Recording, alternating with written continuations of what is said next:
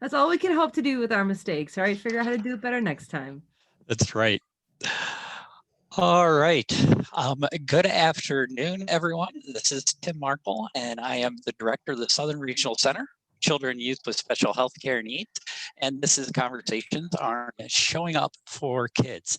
This is part two of a conversation that we started out about a month ago, and the conversation went so well that I wanted to have these people back with me again, because we didn't get to cover everything that I wanted to cover so that families have the information they need to help navigate the system that's out there.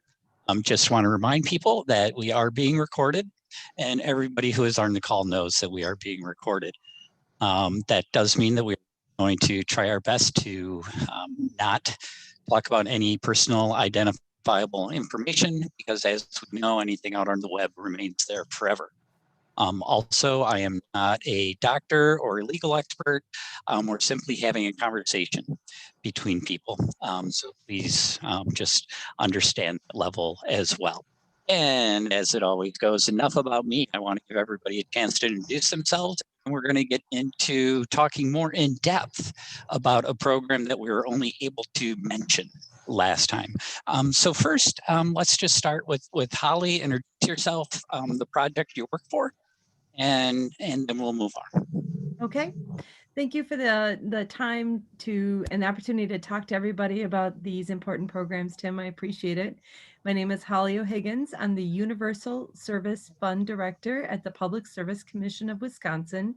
And the program I spoke about during our episode 1 was the Lifeline program that provides discounts to people who are low income on their phone bills. And more information can be found on the previous episode. Great. And if we have any questions that have come up in between then, Holly, I'm so glad you're here. We can retouch on that program. Also maybe understand how people who sign up for one, how might they discover about the other, or if there's any interaction, like if you and Billy ever talk. And, we'll talk about that a little bit. I have a feeling you do. Billy, would you care to introduce yourself?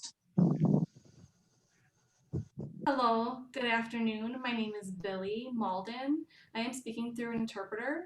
I'm the TRS and TEP administrator for the Public Service Commission of Wisconsin. Thank you, Tim, for letting us participate in this infamous show.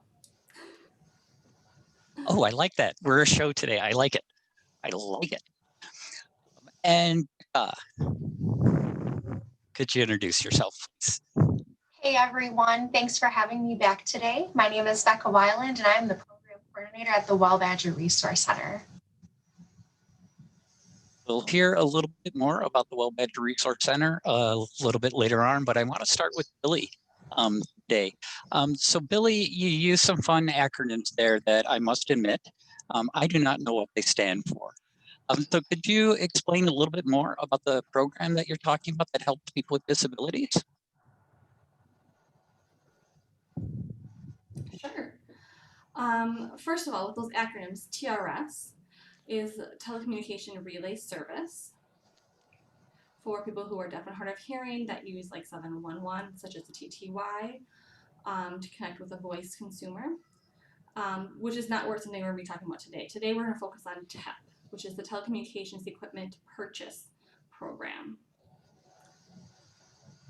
I've explained part of it on the previous conversation, a more high-level overview of it, but it's a voucher program for any resident of Wisconsin with a disability to purchase telecommunications equipment, allowing access to basic telecommunications.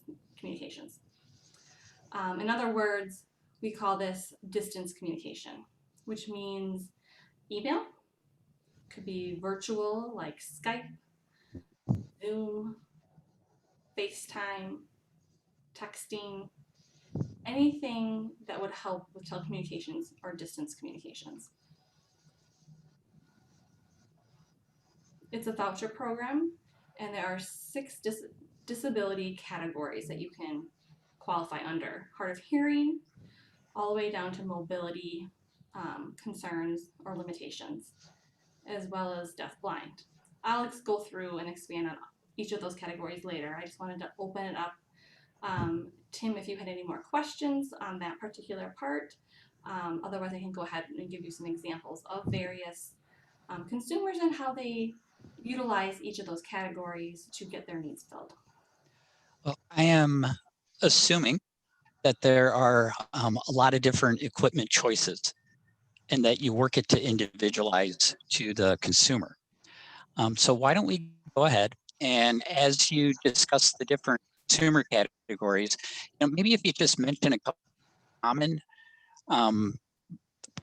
equipment usages so people get an idea about what you mean by equipment. Sure, definitely. Great. All the information I want to also mention is on our PSC website. So I can share a link with you, Tim, and then that can be passed along as well. Thank you. So that information is there, plus the application and the equipment list is used just as a guide for the consumers to help have them understand what would be most beneficial under each category. For example, the voucher for each category is also a different amount. So let's start with the hard of hearing category. So a hard of hearing person might have like a mild hearing loss. They would qualify for a $100 voucher. And the reason why $100 was deemed appropriate was because that's sufficient to cover an amplified telephone, which is a common piece of equipment used by someone who is hard of hearing. All they need is just to increase the volume level. So they can go to the store or find something online of an amplified phone that would fit their needs. Each hard of hearing person, though, does function differently. Some amplified phones work on low tones or high tones. So there's different purposes. So it is important that the consumers test out the equipment to feel or to find out which one really fits their needs. The next category is severely hard of hearing or deaf. Someone like myself would qualify. I don't hear anything. Most popularly known a device would be like a flasher for to allow them to access their phone, know that their phone's ringing or that the doorbell's ringing. It's an alerting system. So flashers are very popular. Also, it could be that they're getting an incoming call, as an example. Some phones have really loud tones if you have someone severely hard of hearing or deaf. So if you were in the house, it actually might hurt your ears if you don't have a hearing loss. But for those who have that much of a decibel loss, it would be more appropriate for them. One disability category is speech disabled, and that popular equipment that they use is AAC, or an augmentative and alternative communication app. So it's really known as like a communication app. So that's for someone who maybe doesn't speak, and they can use an iPad or any smart device, touch on various pictures or symbols, and that will then voice for them. So that's an example. And I do want to stop too to see if there's any further questions at this time.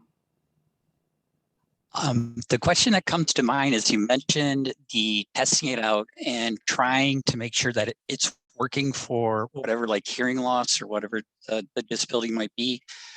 How does that work? Is somebody coming out to the home in this time of COVID? We're scared of people coming into our houses. Is someone coming out? Is it cost free to send things back and forth? How does someone test out the equipment?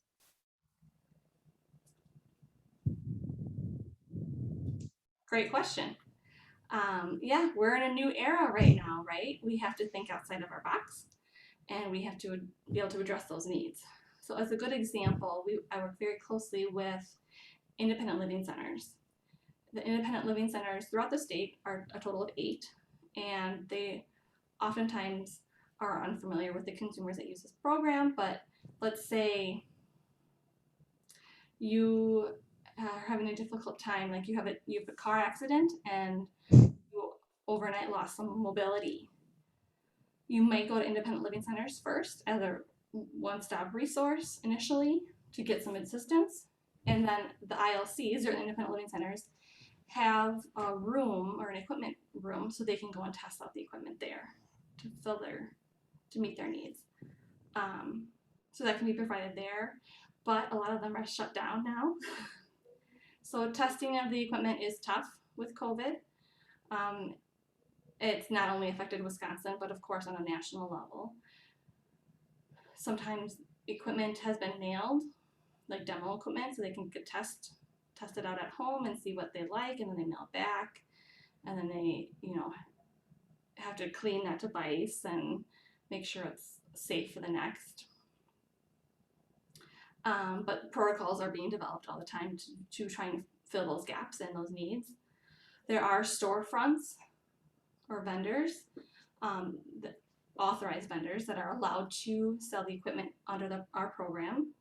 They're reviewed, they're screened, vetted, and then approved to provide the equipment.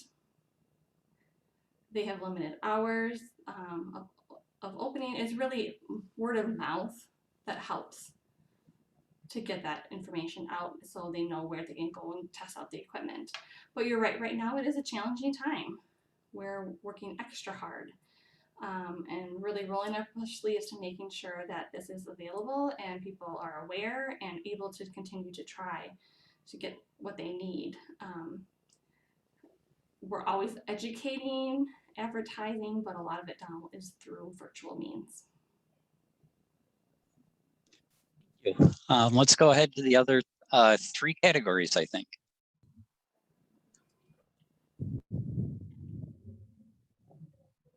Sure.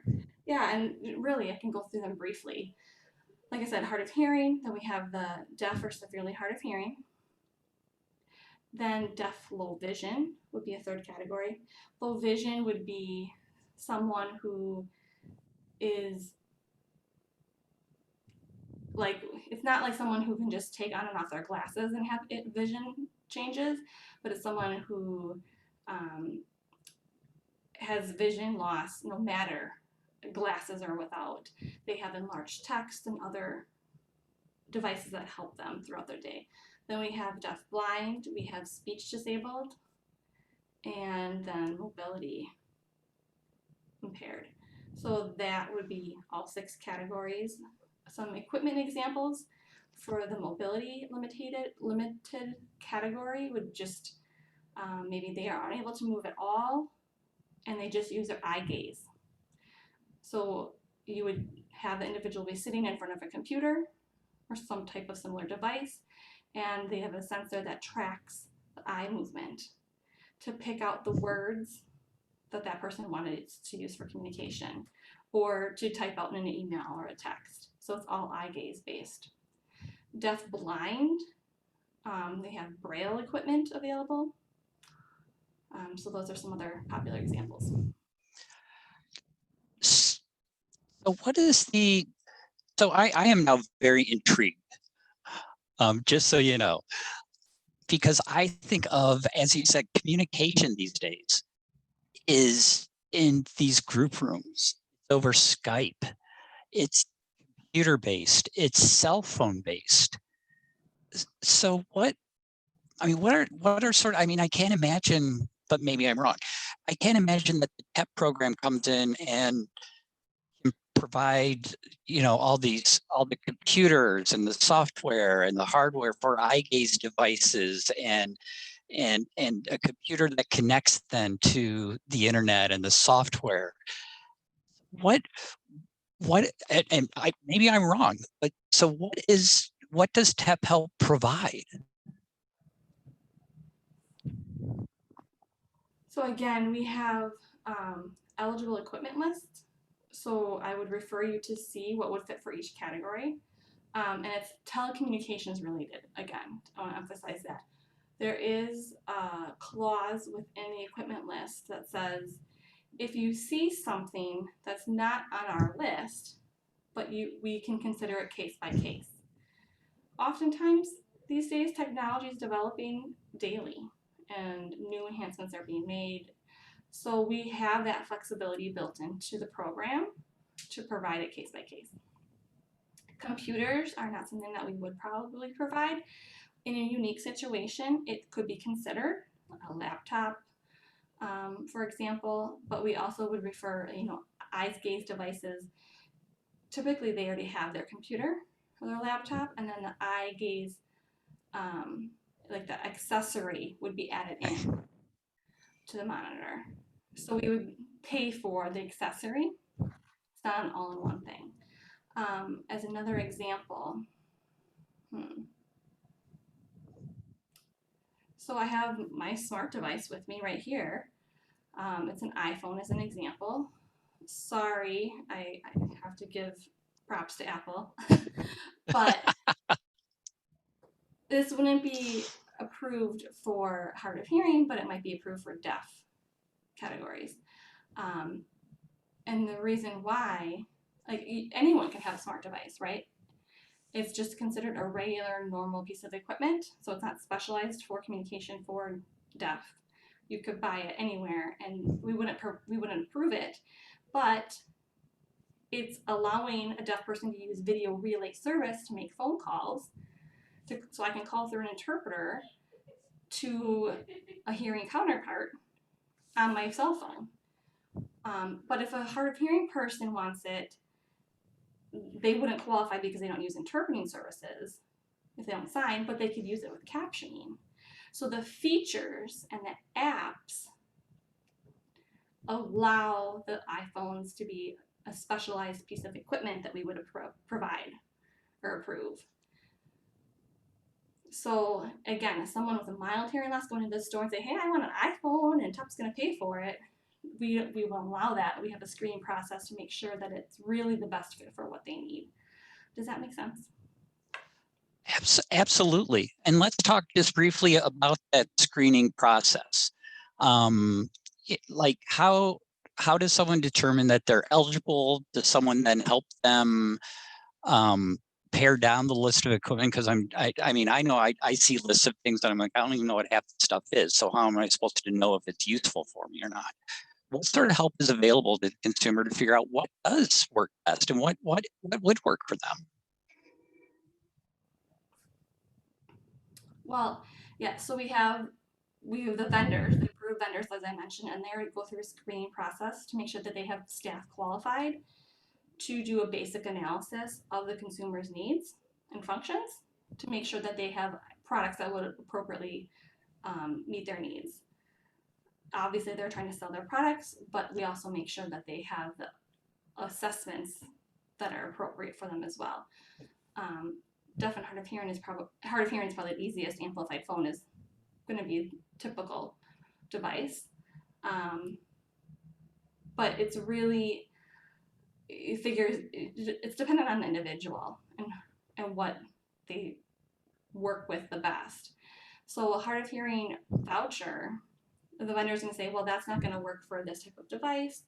If you really don't hear that well, you may want to go into the deaf and severely hard of hearing category. There's a $700 difference in those categories.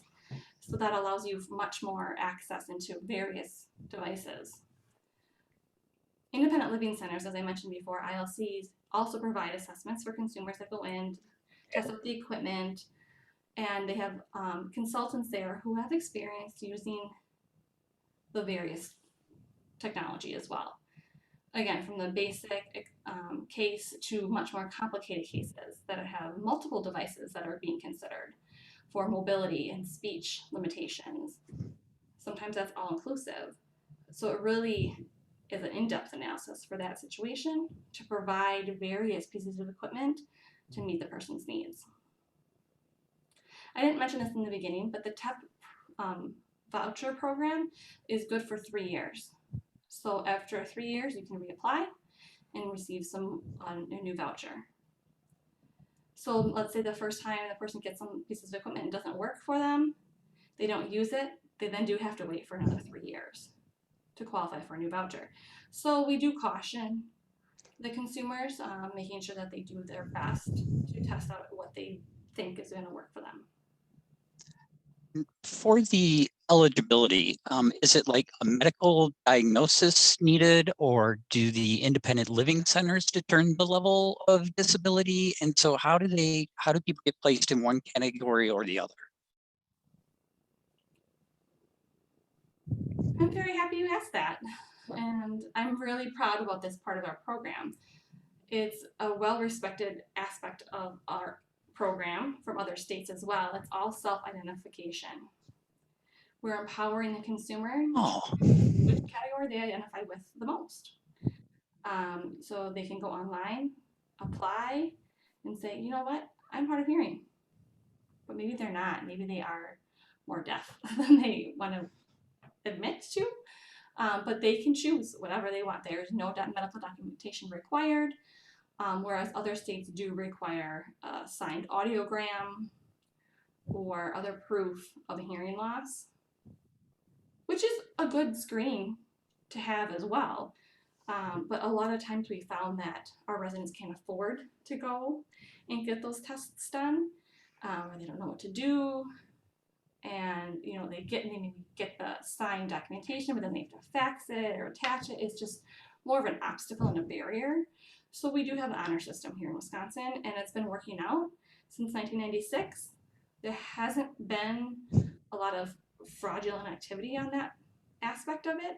We do monitor it monthly to just keep an eye on things, but overall, it's been great. I've caught a few suspicious things, tackled them individually, but I don't see in the future ever changing that part of our eligibility. However, our administrative code does allow us through a right there to ask for further documentation of their disability if we suspect any suspicious activity. That's only that's only happened once in several years. So. And where does the funding come from to pay for the equipment? Because who's funding the vouchers?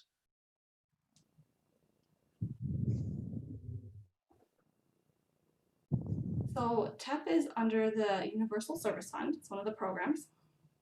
And the USF is actually Holly's ballpark, with various programs falling in that realm.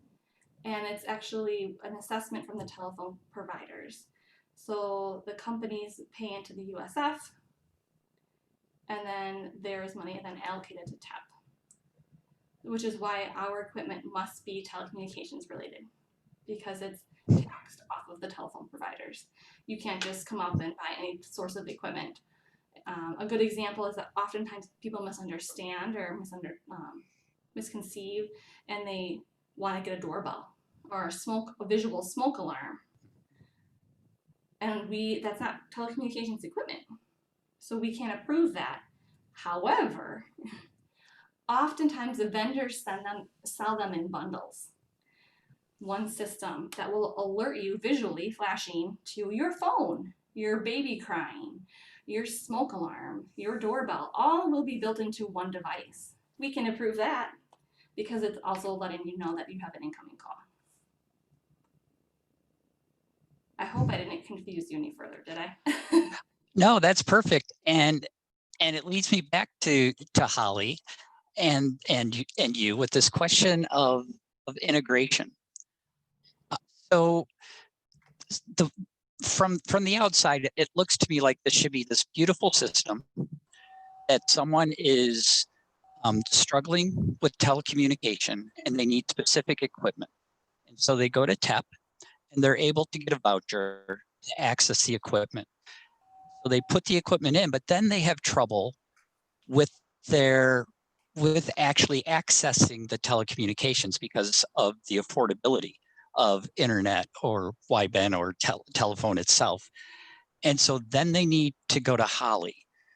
So is there an intersection between the two programs to make sure that the people that are getting the equipment are also getting offered the discounted telephone service? Well, many of the vendors who receive funding through the not-for-profit program also will refer folks who are working with the TEP program either on equipment evaluation or as a vendor. what have you, they can refer folks to the Lifeline program, and they generally understand the relatedness of the two pieces. The difference, of course, being that for Lifeline, you have to be low income and have other eligibility guidelines that are established by the federal government. So not everybody is going to fall into that category and be eligible for Lifeline, but many of the vendors who work with Billy's program with TEP understand that and do refer folks to Lifeline. So we're working on a more aggressive integration piece, but it's not at fruition yet. But I think you make a great point, and it's a point of clarification that there is no income restrictions for the TEP program. I want to highlight that. However, there is $100 copay for every disability category except for hard of hearing. So that is something to keep in mind. If you cannot afford the $100 copay, then you can reach out to a program called TAP, another fancy acronym for you, TAP, Telecommunications Assistance Program, which is housed under the Office for Deaf and Hard of Hearing in the Department of Health Services. So you can apply for TAP assistance, and then they will help to cover the $100 copay that the 5 disability categories require for TEP. And so you have income requirements for that to qualify. Can I just add to that? If you have a customer who is a person with a mobility or speech impairment and is not eligible for the TAP program that Billy just mentioned, and if they're working with one of our grantees that receives not-for-profit grant funding to pay that copay, they may be able to have that copay funded. But it really depends upon the vendor. And so we'd really encourage folks in that situation to call me or to call Billy to make sure they know which resources would be the best for them, because there are some geographic limitations as to where those vendors are located.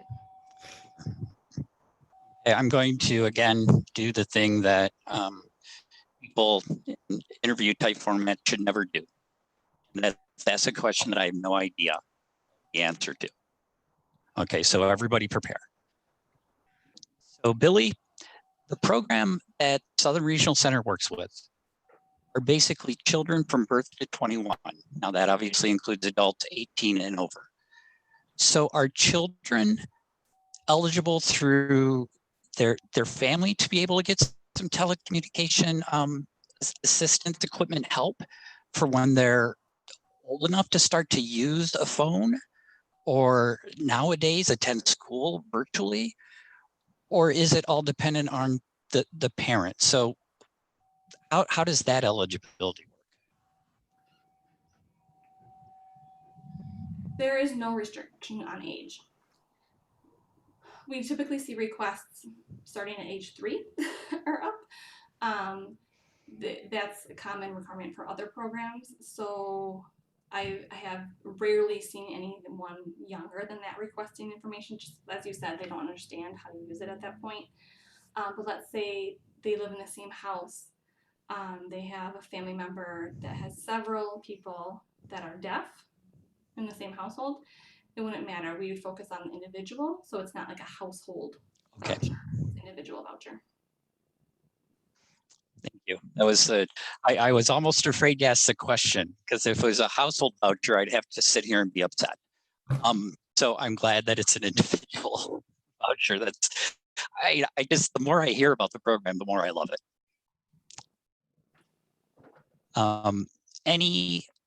Any final thing, Holly? Is there anything that we haven't covered that you may want to talk about quickly, or Billy, anything that the questions have brought up before we transition to Becca a little bit?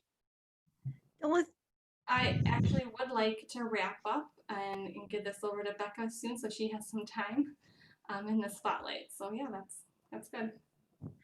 I agree. We need to move it on to Becca. However, I'll just add one very quick thing, which is that Billy and I are both very open to being contacted and asked questions of and be of assistance in whatever way is appropriate. So please don't hesitate to do so.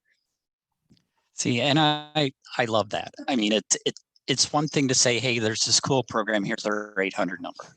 And it's a different thing to say, hey, we really want this to work for you. You have questions, call us. We are there to help you figure this out. So thank you for that. And so as we're getting into these discussions about Lifeline and TEP and programs to help low income people, programs to help people with disabilities, it struck me as there's this intersection too between people with disabilities who are also low income, and that there's like this the system set out to try to help people who have low income, and there's systems set out for people who try to help people with disabilities. But sometimes people don't think of the two systems together. And so I'm thinking there's probably some families out there who would benefit from these two programs as well as other social service programs that might be out there. But how do they find out about them? So Becca, tell me a little bit about Well Badger. Yeah, absolutely. Before I get into that, I just want to say thank you to Billy and Holly to learning more about your program. It's gotten the certified resource specialist in me super excited. I love hearing about your guys' programs, and also just thinking of future cases that here at Will Badger will see, and hopefully making those referrals to you folks. So, but thank you, Tim. So for those who don't know, Well Badger is a health information referral service. We have certified resource specialists staffed on the phones, email, text, Facebook, all the good stuff, Monday through Friday from 7 a.m. to 6 p.m. We really try to be very accessible. And if you need to contact us after hours, please do so. We'll get back to you the next day. So we like to think of ourselves too as a one-stop shop, exactly for the reasons that you're pointing out, Tim. You know, we have a huge directory, online directory with thousands of accurate and verified resources statewide. So you can call anywhere in Wisconsin. We operate in all counties. And you just tell us your story. Let us know what you're thinking about, what's on your mind, what are you looking for. We love to help connect folks to what's around them and what's accessible. We're talking about low income, but and here specifically we're talking about telecommunications, right? But maybe that's not just have financial assistance questions, right? Maybe you're also trying to figure out how you're going to feed your family this week. Give us a call because we'll help you identify some programs you might be eligible for. That could be the food share program. That could also be the program if you happen to be a pregnant person or breastfeeding, or you have children under the age of 5. We could also help try to make some food pantries near you. But more than just food assistance too, you know, if you have any questions about health coverage, or you want to know how to apply for insurance, give us a call. We'll help screen you through that too and see what your options are. And although we do work a lot with connecting people to different, programs like WIC or Badger Care Plus, Food Share, Wisconsin Shares 2, Wisconsin Works, we try to find creative solutions to help you out as well. So maybe you just want to know where you can access a free crib for your baby, right? I'm trying to think of other things along these lines here too, but we try to find these creative solutions to help meet your needs, because we know that there's not just one problem going on. There might not be one issue, or you might not just have one need. You know, they're all connected in a sense. So if there's a way we might be able to connect you to resources to help free up money, so that you can use that the way you need to, we're happy to help. Also along that too, we're talking here a little bit too with that last question that Tim had asked. So if you've got kiddos at home and they have special healthcare needs, we work very closely with regional centers. We'd be glad to get you connected over there, have discussions about what they do over there. Also, there's different programs to help support your families with your kids. So, there's programs like the Children's Long-Term Support Waiver or the Children's Community Option Program. Let's have a conversation about that. Or if you don't qualify for Badger Care, but you want to help get your kid connected to the Katie Beckett program, that's another way to access Medicaid services too. So let's talk about that as well, see how that might be able to benefit you and your family. Although we are mainly health and social services, everything seems to be health and social service related, I think. So bring your questions over here. We're happy to help. We're happy to talk, and we're happy to get you transferred over to the agencies that are ready and ready to help for you and your family. That's great. Yeah, when I think of health and and support services or human services, it's like that's life. Right. This encompasses my life. It's what we're talking about. Um, so can I just put a scenario out and see if this would work? So let's say a consumer is low income and they get in touch with Holly and they're eligible for the Lifeline program. And in that discussion, Holly finds out that they're also disabled. And so they may have a disability that may affect, they may be able to be helped by Billy's program. So Holly, you would be able to refer that person to Billy? Yes, I would. Okay, so then Billy helps them with finding the equipment that they'll need to help their telecommunication needs. Billy knows that life with disabilities is more than just telecommunication, and that there may be the need to for some other assistance. And so then Billy could refer the consumer to the independent living centers, but also then to Well Badger, who can sit there and say, okay, let's talk a little bit about your life and all the different aspects of your life and see where we might be able to help. And hey, if we're talking a child under 18, under 21, we also have regional centers that we work with. Is that a viable scenario? Is that the way the system can work? I say yes. I think I say it depends. Yeah. Well, go and, ahead. yeah. And I'm Not seeing only in that wherever they order. enter. Yeah. Okay, go ahead, Holly. What was that? I'm saying not only in that order, it can also help it. They can contact whomever first, and we can all make sure that we're part of the cycle to make sure folks are connected with the most appropriate resources for them. That is fantastic. Because this is communication these days is key. I mean, it's now our social lifeline, are our communication devices. This is our main way of socializing. And so I appreciate the fact that there are programs out there that can help. Final thoughts, comments, clips, cartoons, anything that might be out there that you would have. Becca, anything else from Well Badger? I just kind of want to echo what Holly said about there's no particular order. Personally, I just get really excited when I know that agencies and programs and partners can work together. Accessibility is key, especially now more than ever. We're living in a pandemic. And so I'm very grateful for the technology that we do have today. And Billy mentioned earlier, too, how technology is changing every day. So to me, I just get really excited and hopeful. Maybe we can help at least one person a day, right? But more than that, of course. So I just want to say thank you guys so much for all the work that you do. And again, for having me here. Well, thank you, Becca. Yeah, and we do see many requests more and more now for kids with the virtual learning and accessibility to those devices. But I want to mention that schools are also in response for that. It's school district's responsibility. So we've been seeing more requests, and I'm happy that TEP can provide some assistance. But again, going back to the key is it has to be telecommunications, so email, call, distance communications. But the school has a part in that as well. Absolutely. Well, this has been two really interesting discussions. And for me, this is one of the best ways that I learn.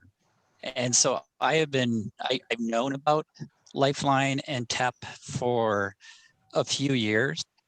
Now I feel like I understand a bit more about Lifeline and TEP. So I'm hoping that other people will listen to this and be able to learn the same way that I was learning. So thank you all very, very much. If you want to hold on to the line, I'm going to stop the recording, which hopefully will not disappear into another world, and then make a more informal goodbye. But for now, thank you all very, very much for being here today. Thank you. Thank you.